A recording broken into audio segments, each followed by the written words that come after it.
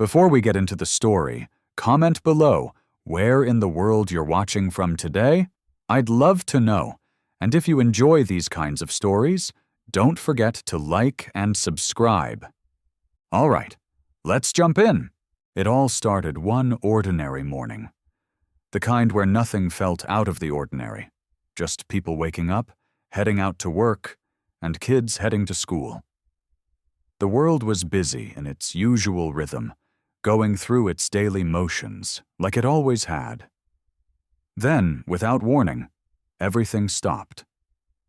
The sky itself seemed to shudder, like something unseen had touched it. A ripple in the air. A strange, low hum filled the space, almost like the earth was holding its breath. At first, no one knew what to make of it. Some thought it was a new kind of weather anomaly, maybe a freak storm. But then the clouds began to twist, pulling apart as if torn by some invisible hand. And from that jagged tear they came, giant shapes, dark as shadows, moving through the rip in the sky. They weren't like anything we had ever seen. Massive and relentless, they came pouring out, making a sound that made the hair on the back of your neck stand up. A low, vibrating hum, deep and unnatural. At first, people thought it was some kind of military exercise gone wrong, maybe a government experiment. But that illusion shattered fast.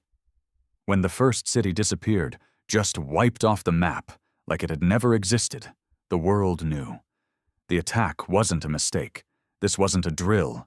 It was real. They didn't try to talk to us. They didn't send messages or give us time to prepare. They didn't need to. They just attacked. Whole cities, Paris, Sydney, Rio, gone in seconds. Buildings and people vanishing into nothing, as if they had never been. It was like the earth itself had been torn apart. Destruction everywhere. Humanity fought back, of course. We had to. Governments launched everything we had, missiles, fighter jets, everything. But it was useless. Whatever these invaders had, it was beyond our reach. Every missile we fired was shot down before it could even reach their ships. Every fighter jet was destroyed in seconds. It was like throwing stones at a mountain. The ships barely flinched. Fear gripped the world. People realized they weren't just fighting an enemy. They were facing something much bigger than themselves. But humans, when pushed to the edge, don't quit. We don't give up. Then, the invaders came to a small, seemingly unimportant town in the middle of nowhere. It wasn't on any map. Nobody important lived there. It seemed like the perfect place to wipe out the last of any resistance. But they didn't know one thing. In that town, there was a man named Marcus Lane. Marcus was a retired engineer, someone who had spent his life designing things that most people couldn't even imagine. Some of his inventions were considered too dangerous, and the world governments had buried them, afraid of what might happen if they were ever put into the wrong hands. But when the aliens came, Marcus didn't run. He didn't hide. He didn't even seem afraid. Instead, he went straight to his basement, the place where he kept his old projects, and got to work. 3 days. That's all it took. 3 days of welding and tinkering, of cursing under his breath. While the world burned, Marcus worked. When he was done, the device didn't look like much. It wasn't a shiny, polished weapon. It looked like a junkyard project, a satellite dish bolted to the back of an old, rusty pickup truck. But when Marcus aimed it at the nearest invader's ship, everything changed. One shot, one pulse of energy. The ship didn't explode. It didn't crash. It just vanished, like it was never there in the first place. For the first time since the invasion began, the ships stopped. Everything went quiet. The sky hung still for a moment. It was as if the whole world had taken a collective breath, holding its anxiety in the air. The alien ships, which had been moving so relentlessly, paused, frozen, suspended in confusion. The hum that had been reverberating through the earth stopped, leaving behind an eerie silence that hung over the battlefield. For the first time since the invaders arrived, they seemed unsure. They didn't attack. They didn't advance. They just waited. The people of the small Montana town, still in shock from the invasion, stood in stunned silence, unsure of what they had just witnessed. The alien ship that had been hovering above them one moment was simply gone. Like it had never been there. Nothing remained of the massive craft, not even a scrap of metal or a trail of smoke. Marcus Lane stood beside his device, his hands still gripping the controls, staring at the spot in the sky where the ship had once been. His breath was ragged, his heart pounding. It had worked. His idea, the wild theory, the desperate gamble, it had actually worked.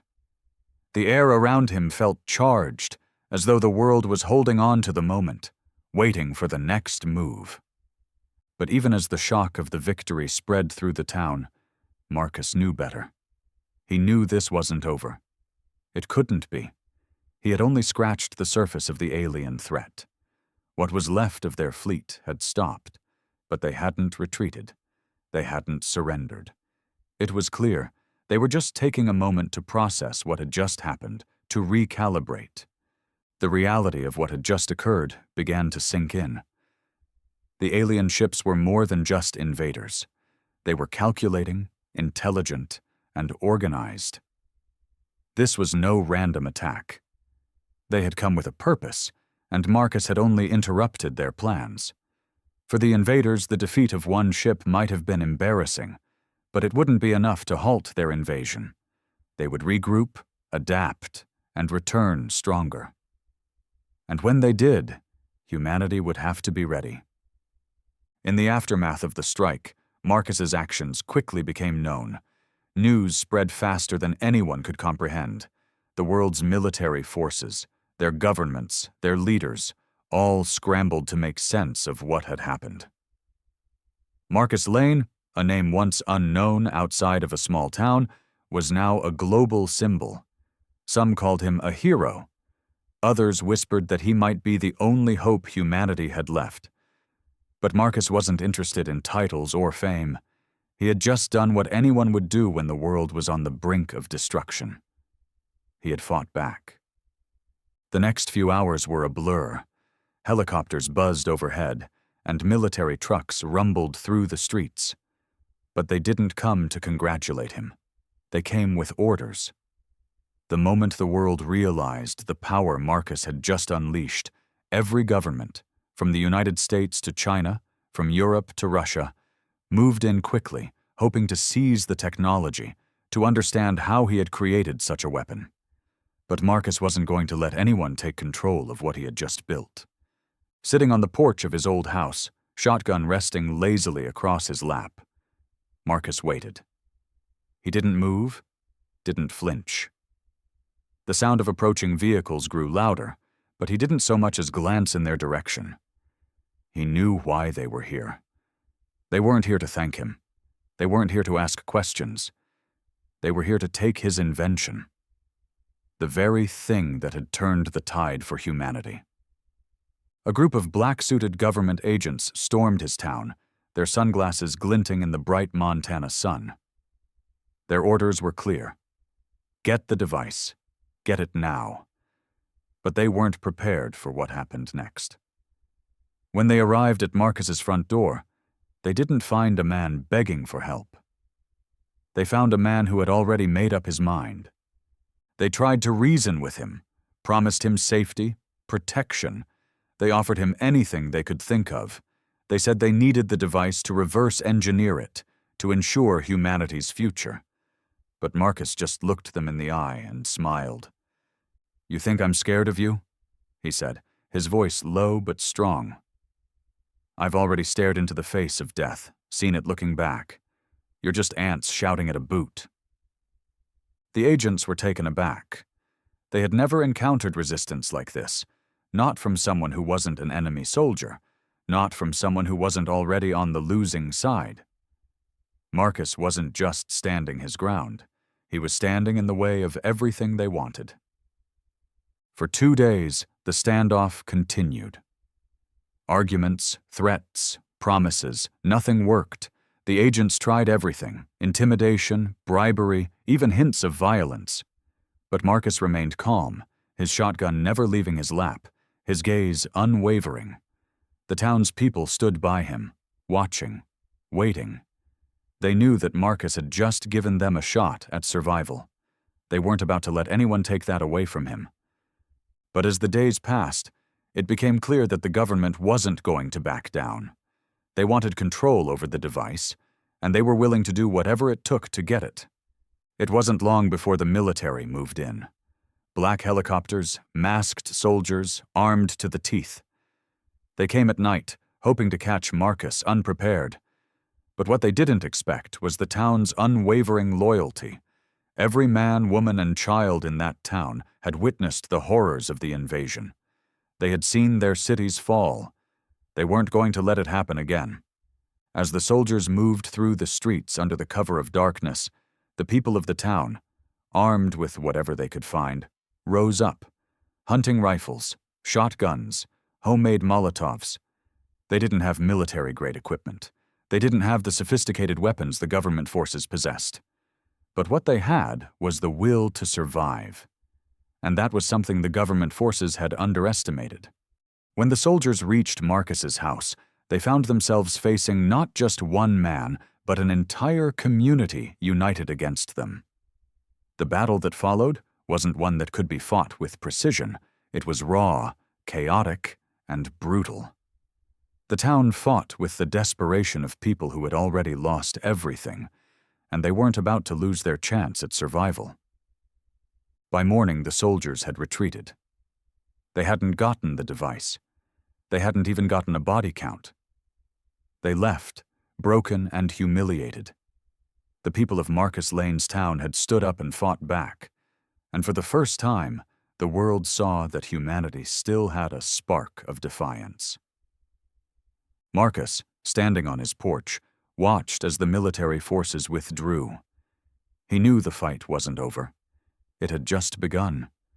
But for the first time since the invasion started, there was a flicker of hope. The world had just witnessed something extraordinary. The world had seen what humans could do when they fought back. As the news spread, Marcus's name became legendary. The man who saved Earth, the man who stood against the government, the man who gave humanity a fighting chance. But Marcus wasn't concerned with being a hero. He wasn't concerned with fame or recognition. What mattered was that humanity had just been given the smallest chance to survive. And now, Marcus was determined to make sure they didn't waste it. Because he knew the truth. The aliens would be back. They weren't going to just give up after one defeat. They had underestimated humanity once, but they wouldn't make that mistake again. Marcus had given the world a glimpse of what was possible. Now it was up to humanity to finish what he had started. And as the sun set over the small Montana town, Marcus Lane, the last man who could have saved them all, sat back in his chair, looking at the sky, knowing that the real battle was just beginning. The days that followed the battle in Montana were filled with a strange sense of both dread and hope. News outlets across the globe continued to broadcast images of the battle, showing the world's eyes glued to what had transpired. The videos of the government soldiers retreating, humiliated and defeated, spread like wildfire. People began to believe that maybe, just maybe, they weren't completely powerless in the face of this invasion. But while the rest of the world celebrated the small victory, Marcus Lane knew better than anyone that the aliens hadn't been defeated. They had just been stunned, caught off guard by humanity's unexpected defiance. Marcus had spent his life designing weapons, but the truth was, he wasn't even sure how his device had worked. It had been a rush of desperate, blind invention, a mix of old military projects and theories he had gathered over the years. He hadn't kept any blueprints, no records of the device's creation. It was a miracle it had worked at all. His mind, weary but sharp, couldn't stop turning over what had happened. The device had obliterated one of their ships without a trace, but it hadn't been a fluke. It had been a sign. A sign that humanity wasn't as helpless as the invaders thought. But Marcus was no fool. He knew they'd come back. And when they did, they'd be smarter, stronger, and more prepared. The aliens would learn from their first failure, and Earth would have to do the same. Marcus wasn't interested in being a hero. Not really. But as the days passed, it became clear that the world needed a leader. And whether he liked it or not, Marcus had become that symbol. People began to show up in his town, at his door, seeking his guidance.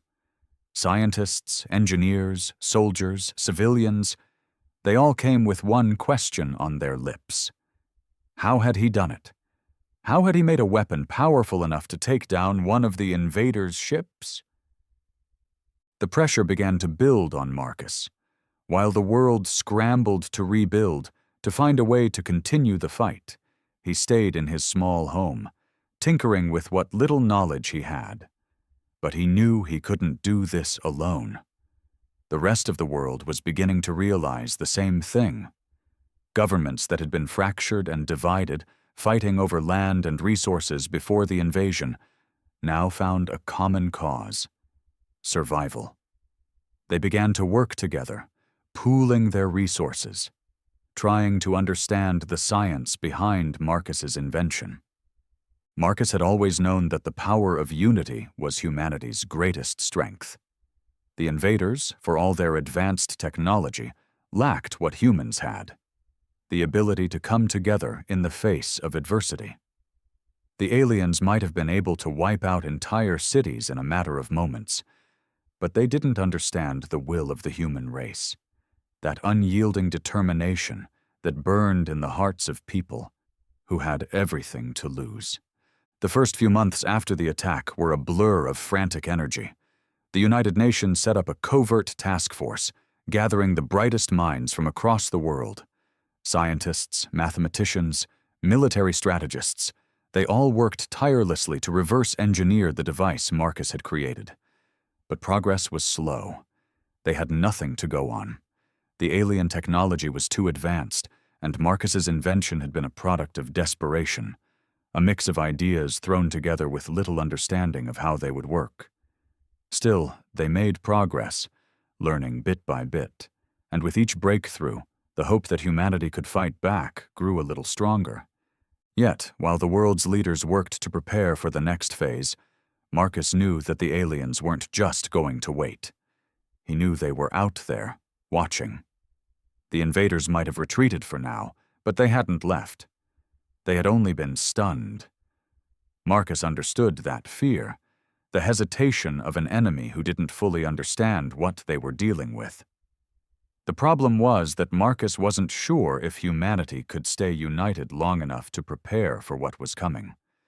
The last thing he wanted was for the world to crumble under the weight of its own divisions before the next battle even began.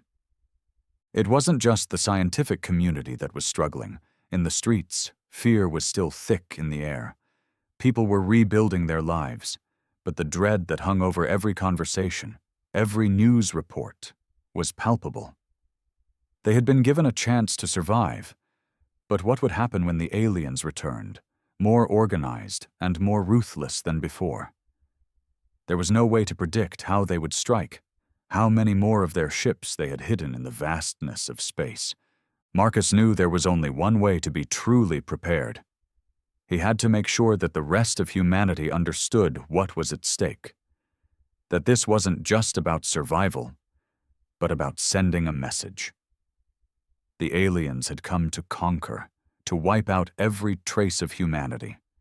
If Earth couldn't send a clear message that they wouldn't be beaten, that they would fight until the last breath, then the invaders would never take Earth seriously again.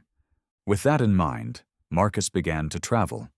He made contact with leaders from different countries, military commanders, engineers, anyone who could help form a united resistance. He went from bunker to bunker, meeting with people who still believed in humanity's ability to overcome. There were many who had lost hope, who thought it was too late to fight. But there were also those who understood what was at stake. And they began to come together, not as individual nations, but as a united force. It was a difficult process. Old grudges between countries didn't disappear overnight. Political leaders who had spent decades bickering over borders now had to set aside their differences for a common cause. But there was no other choice. Humanity was standing on the edge of extinction, and if they couldn't work together, if they couldn't learn to trust each other, the aliens would finish what they had started. And so, with each passing day, Marcus's mission grew more urgent. He helped organize the construction of weapons, more of the electromagnetic cannons like the one he had used, but larger, more powerful.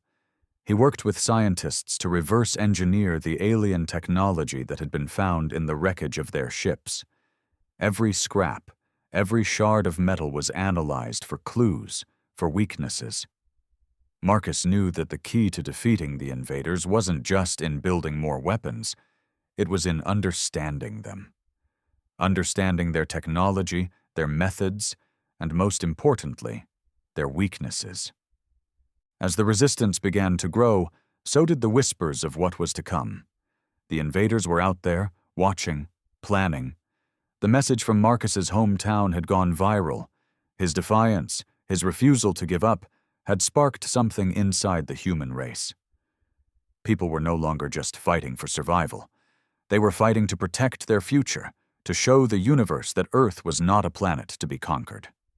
It was a planet worth fighting for. But as much as the world began to unite, Marcus knew that the hardest part was still ahead. The aliens would return. And when they did, it wouldn't be with a handful of ships. They would come with everything they had. He could already hear the whispers from the stars. We will return. And when they did, Marcus would be ready. The countdown had begun, and the human race, against all odds, would face the true test of their strength. The days turned into weeks, and the weeks blurred into months. The global effort to prepare for the next wave of alien attacks became all-consuming. Governments that had once been divided by petty politics now found themselves united in a way that was almost unimaginable before the invasion. People who had once viewed themselves as citizens of separate nations were now rallying under the same banner, a banner that represented the last hope for the survival of the human race. Marcus Lane became more than just a symbol. He was the spark that ignited the fire of resistance. His name was spoken in every corner of the globe, from the darkest alleyways to the grandest boardrooms. People spoke of him with reverence, not because of the weapon he had built, but because of his unwavering resolve. He had shown the world that even in the face of absolute destruction, humanity could fight back. But for Marcus, the attention was unnecessary. He never cared for the spotlight, never sought to become a hero. The weight of the task ahead was more than enough to occupy his thoughts. Every time he tried to rest, his mind would wander back to the task at hand, preparing for the inevitable return of the alien invaders. The resistance, under Marcus's guidance, worked tirelessly. Scientists continued to study the alien technology, extracting as much information as they could from the remains of the invader ships.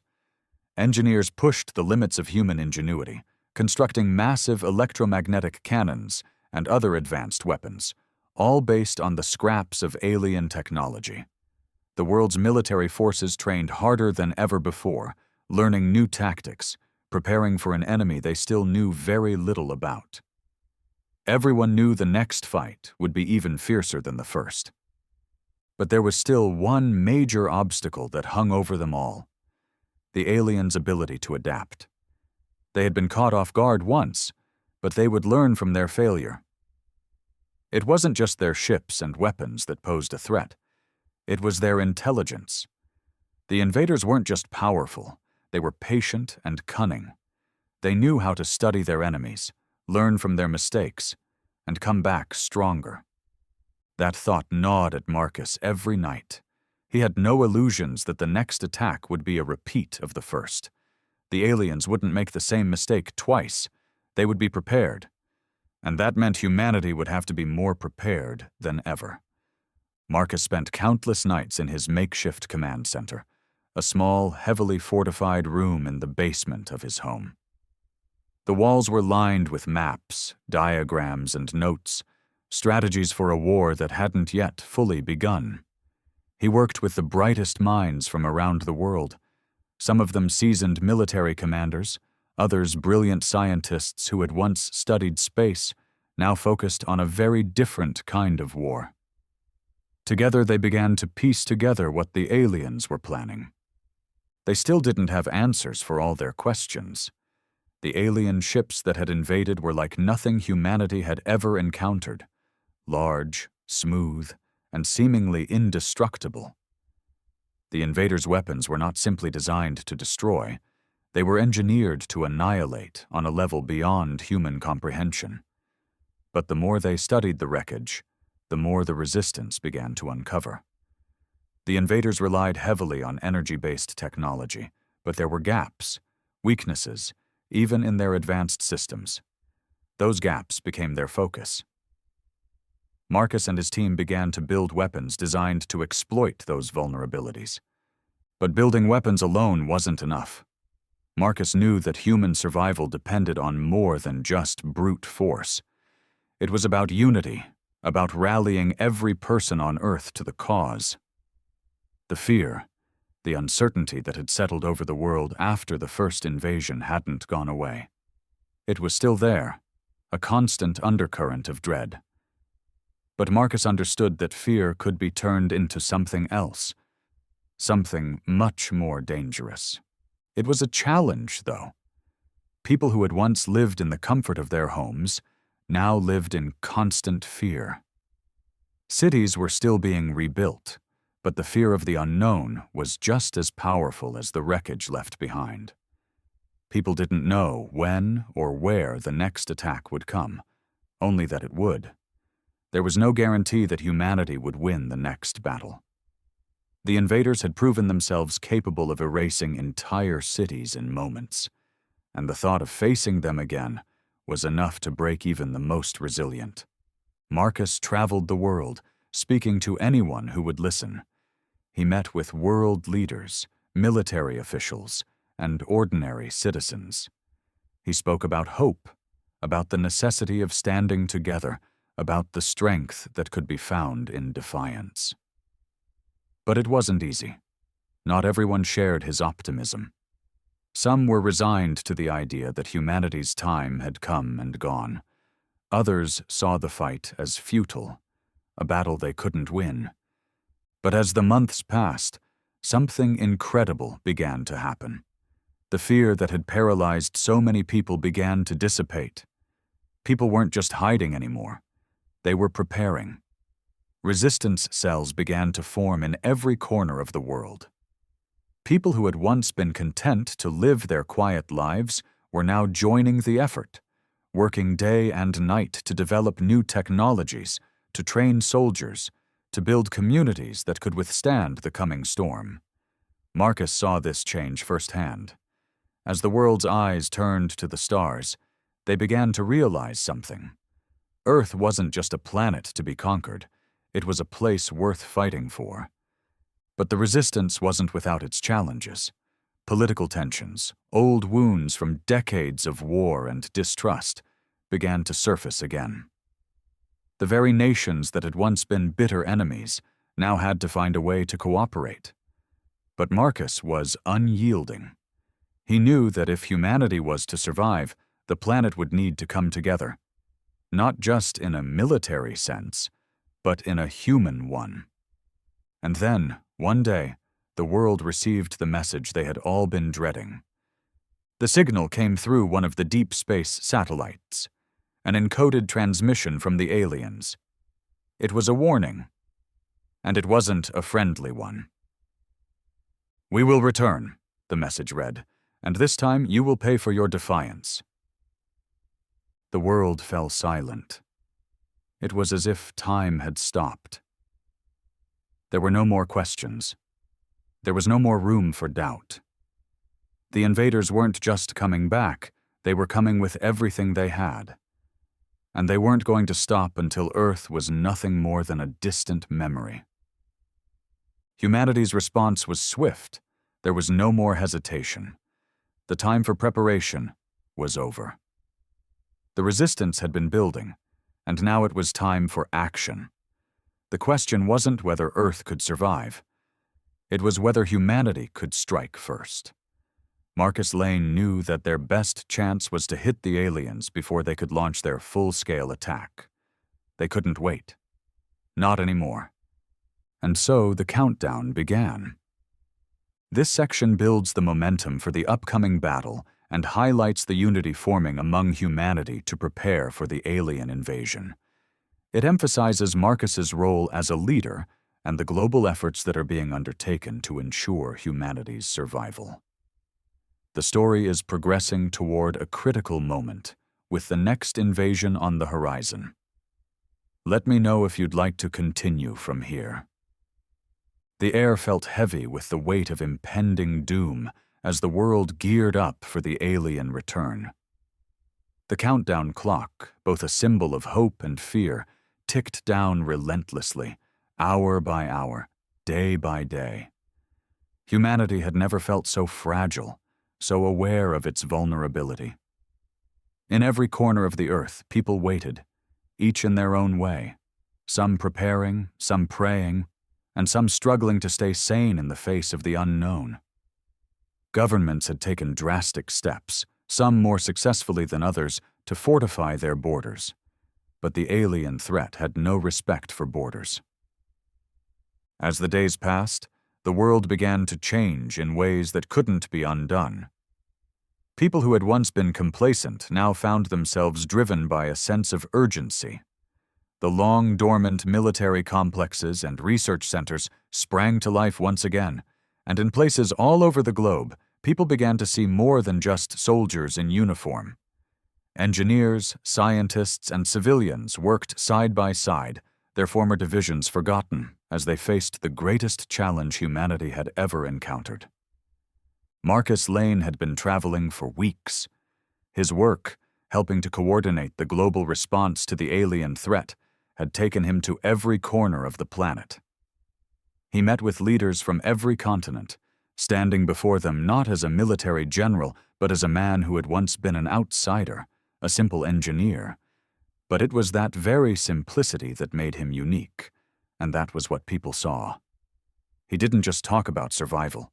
He talked about the fight. He reminded them that the aliens hadn't just come to destroy. They had come to conquer, and that, Marcus knew, was a line humanity could not allow to be crossed. At one of his many meetings, an emergency conference held in what was left of the United Nations headquarters, Marcus stood before a large crowd of world leaders. The atmosphere was tense, every individual weighed down by the gravity of the situation. The latest intelligence reports had confirmed what everyone feared. The invaders were not merely coming back. They were coming with a fleet, a vast, seemingly endless armada, each ship larger and more formidable than the last. The first attack had been just a test, an experiment. Now they were ready to annihilate Earth. "This will not be like last time," Marcus said, his voice low but firm. "We cannot fight them like we fought before. We must be prepared for everything, every weapon, every tactic, every piece of technology they've got. But most importantly, we need to remember one thing. The aliens don't understand humanity. They don't understand our will to survive. We've proven we can fight.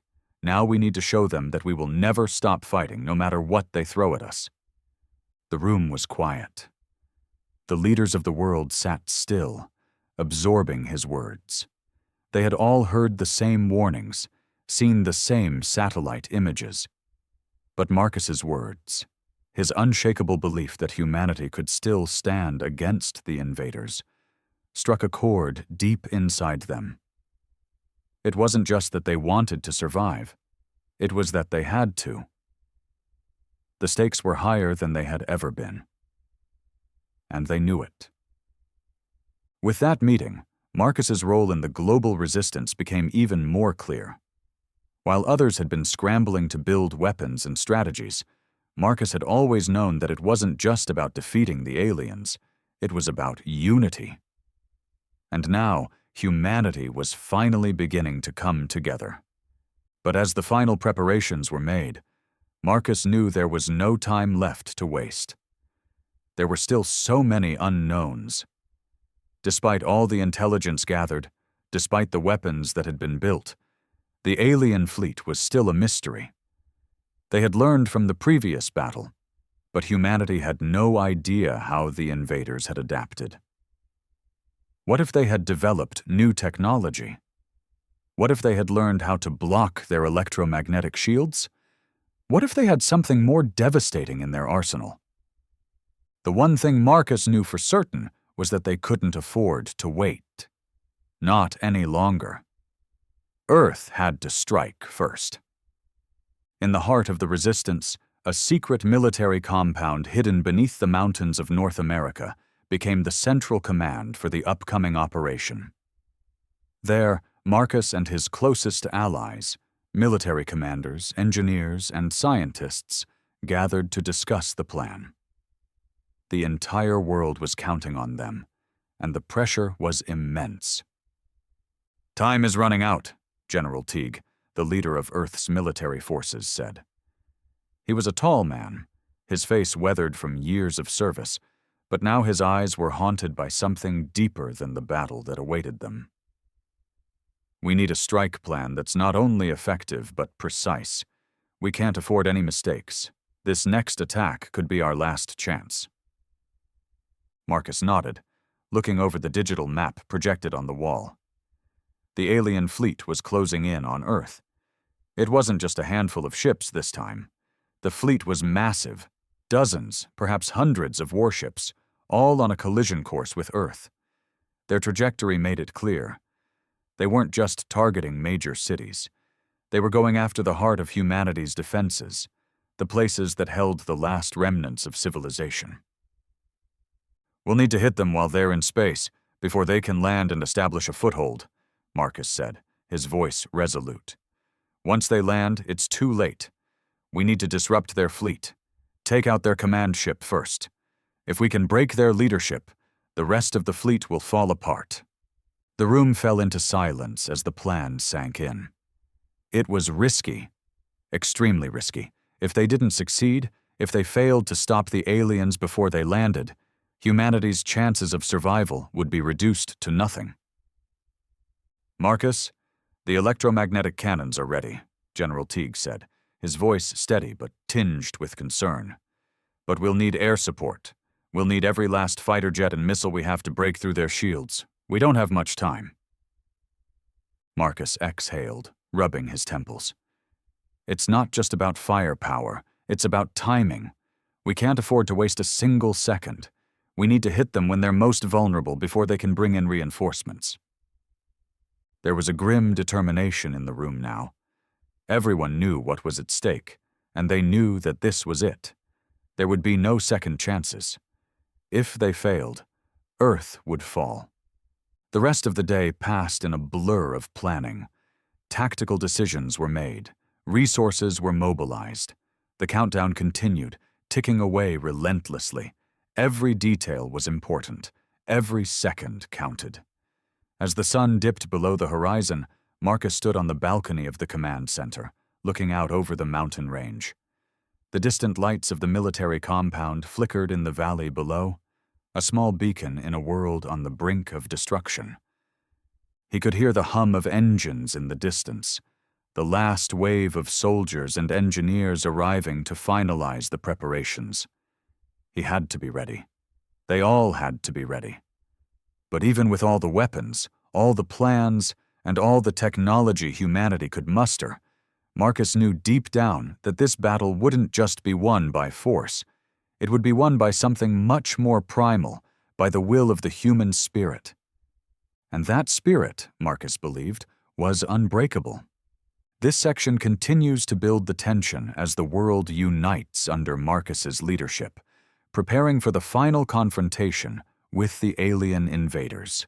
The urgency and stakes are higher than ever, setting the stage for an epic battle that will determine the fate of humanity. Let me know if you'd like to continue further. As the final hours before the attack approached, the atmosphere at the Resistance's command center grew thick with anticipation. Everyone was on edge, aware that the mission ahead was nothing short of a last stand for humanity. The soldiers, engineers, and scientists had been working non-stop, their eyes bloodshot, their movements mechanical, but none of them dared show weakness. This was the moment that would define them. In the silence between conversations, the hum of machinery, and the rustling of papers, there was a quiet but undeniable understanding. Victory was not guaranteed. Marcus stood in the midst of it all, his mind racing but his outward calm unwavering. The room was filled with a hum of activity as orders were passed, final adjustments were made, and troops prepared for deployment. Yet Marcus couldn't shake the thought that something was missing, some key detail that they hadn't accounted for. It wasn't just the fear of failure. It was the fact that, despite all the preparations, they still didn't fully understand the invaders. They had been able to reverse engineer their technology, yes, but the full extent of it was still a mystery. Their strategies, their strengths, and most importantly, their weaknesses, were all still unknown. As the last set of reports came in, Marcus glanced down at the large digital map sprawled across the table in front of him. Red dots marked the locations of enemy ships, clustered near the outskirts of the solar system, creeping ever closer. Earth's defenses had been carefully scattered across key strategic points, and with the electromagnetic cannons positioned along various military bases, humanity was ready to strike. But Marcus knew it wasn't enough. If the aliens adapted the way he feared they would, humanity's last line of defense could easily become its downfall. "General Teague, get over here!" Marcus called out, his voice sharp as he beckoned the military leader to his side. Teague walked over, his expression grim. "What's on your mind, Marcus?" "We need to rethink our plan," Marcus said quietly, tapping the map. "The electromagnetic cannons are powerful, but they're not foolproof. We need more than just a bombardment from the ground. We need to hit them in space while they're still in their formation before they can split off or reorganize." Teague studied the map, his brow furrowing. "You're suggesting we launch a direct assault in space? Use the few remaining ships we have left to fight them head-on?" Marcus nodded slowly. "Exactly. We can't wait for them to get close enough to Earth. The best time to strike is while their fleet is still in open space, when they're all together. They won't expect it. And if we catch them off guard, we may be able to deal a blow that disrupts their whole operation." Teague paused, processing the suggestion. "But our fleet is nowhere near as powerful as theirs. We are outmatched in both numbers and firepower. You want to take that risk?" "I'm not asking you to take a risk," Marcus said, looking him directly in the eyes. "I'm asking you to make the choice that'll give humanity a chance. If we wait until they get close, we're playing into their hands. The longer we let them control the skies, the less chance we'll have of taking them down. We hit them now, while we have the element of surprise. We do it fast and we do it together." Teague stood there, considering. Then he nodded. "I'll get the fleet ready. If this fails, we'll be leaving Earth's surface exposed. You understand that, right?" Marcus gave a sharp nod, but there was no hesitation in his eyes. "I do. But if we don't try, we're already lost." The decision was made. The final pieces of the plan fell into place. While the electromagnetic cannons and ground-based forces were set to defend against any incoming assault, the primary attack would take place in space, where the human fleet would face the invaders head-on. The fleet wasn't much, Only a few dozen ships compared to the thousands the aliens could muster. But it was humanity's best shot. These ships were outfitted with whatever was left of Earth's most advanced technology. Though they weren't a match for the aliens' warships, they had something the invaders didn't: humanity's creativity and resourcefulness. The fleet had already been prepared in secret, hidden beneath the surface of the ocean, in the isolated bunkers across the world. Now it was time to mobilize.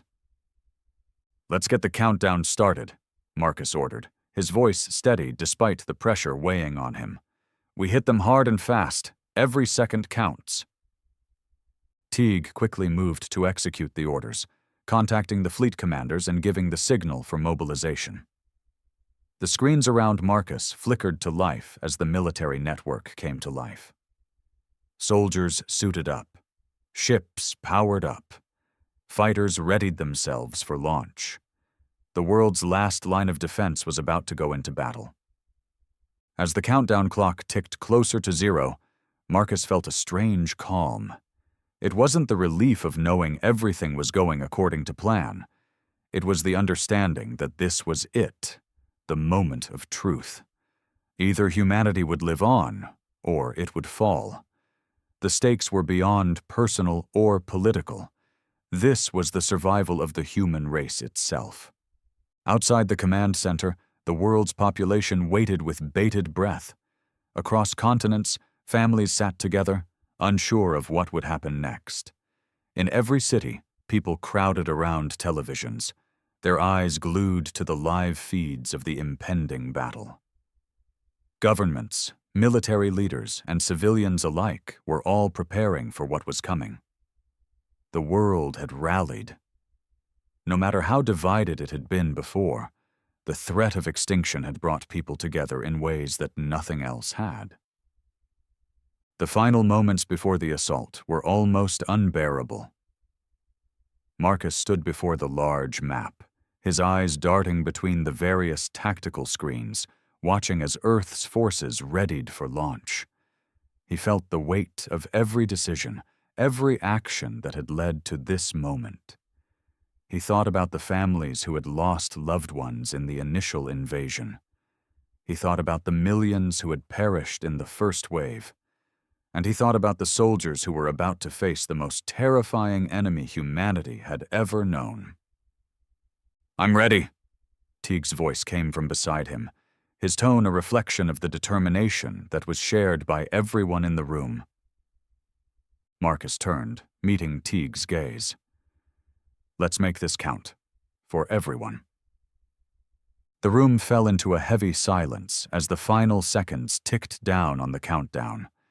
With a deep breath, Marcus turned toward the large screen that displayed the positions of the alien fleet, and then back to the team gathered around him. There was no turning back. "On my mark," Marcus said, his voice low but resolute. "We make history." The countdown reached its final number. 3, 2, 1. The command to launch came with an ear-splitting roar of engines. Across the globe, fighter jets lifted off from secret bases, and the human fleet launched into space, streaking toward the vast alien armada, their engines burning bright against the dark expanse of space.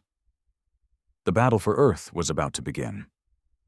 This section builds toward the final confrontation, with Marcus taking on a central role as humanity's leader in this decisive moment.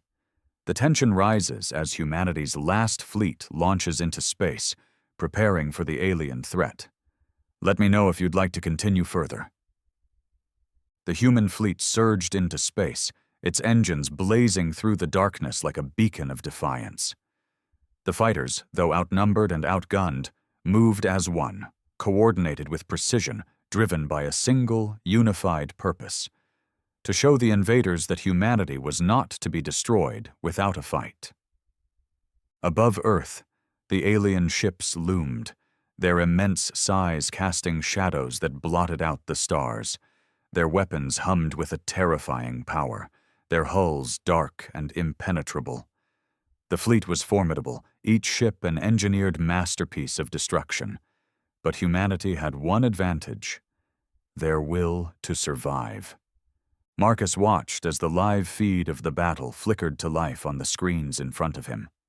The first wave of fighters launched their assault, charging at the alien ships with everything they had.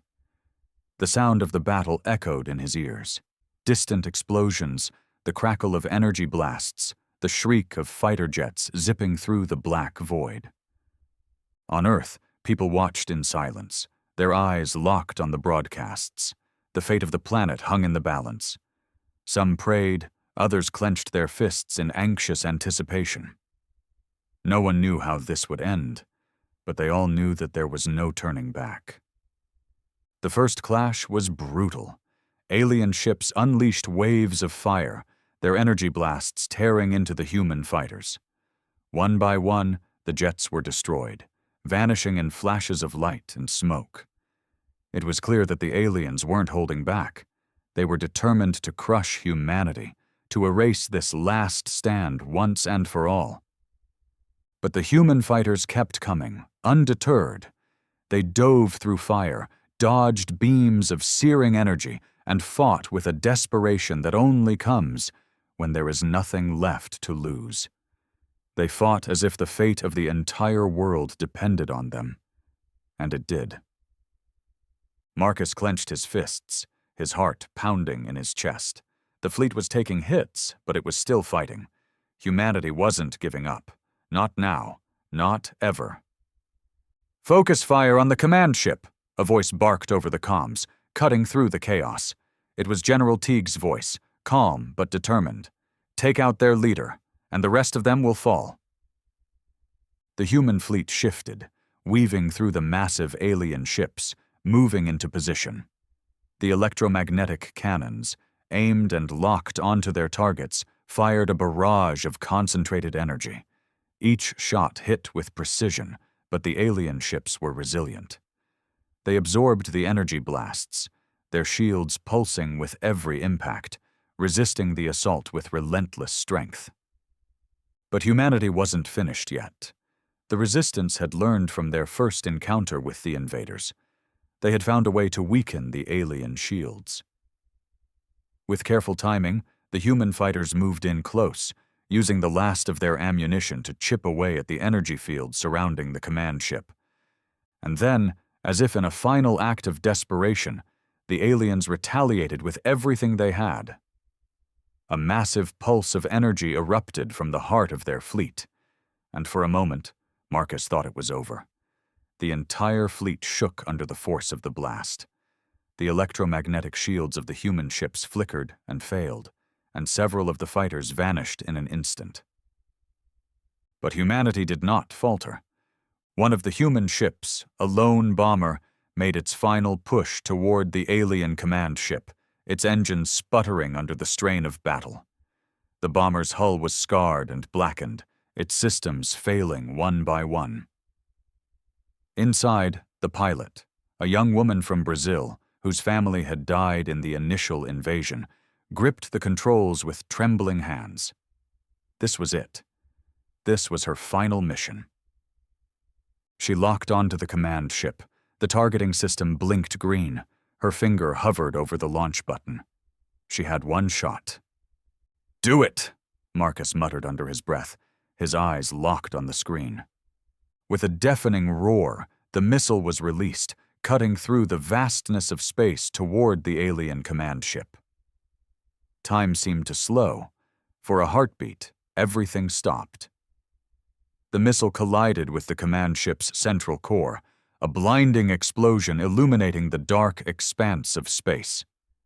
The shockwave rippled through the alien fleet. The command ship, the heart of their operation, shuddered and tore apart. Sparks and debris flew in every direction, and for the first time, the invaders hesitated. The remaining alien ships faltered, their once imposing formations disbanding. The electromagnetic cannons on Earth fired again, taking out ship after ship, their energy pulses striking the weakened alien shields with precision. The human fleet pressed on, pushing forward with relentless fury. The invaders began to retreat, their ships breaking apart under the coordinated assault. The battle wasn't over yet. The alien forces were regrouping, their vessels turning toward the stars. But the tide had shifted. The human fleet, battered but not broken, had found their strength. Back on Earth, Marcus stood in the command center, staring at the screen, his heart racing. The fight wasn't won yet. There were still invaders out there. But the aliens had learned something today. Humanity would not bow to them. Humanity would fight. "Keep firing," General Teague's voice came through the comms. "They're retreating, but we need to ensure they don't come back." Marcus nodded, even though he knew Teague couldn't see him. "Give them everything we've got. Let's finish this." The final shots rang out, the remnants of the alien fleet slowly beginning to break apart. One by one, their ships crumbled under the weight of Earth's defiance. And then, in a moment that seemed to stretch forever, the last alien ship, its commander dead, its fleet scattered, retreated into the darkness of space. The battle had been won. The invaders had been pushed back. Humanity had survived. The room erupted in cheers, but Marcus didn't join in. His mind was still focused on the stars above. The victory was hard-earned, but it was not complete. They had won the battle, but the war was far from over. The invaders would return. They had said as much. As he stood there, looking up at the screen showing the retreating alien ships, Marcus couldn't help but smile. A small, tired smile. He had been right all along. Humanity was strong. The human spirit was unbreakable. "We'll be ready," he whispered, more to himself than anyone else. And with that, the first chapter of Earth's resistance against the invaders came to a close. But the story of humanity's fight was far from over. The aliens would return. Smarter, stronger, more deadly. But so would humanity. They had already proven that when pushed to the brink, the human race would rise, no matter the odds.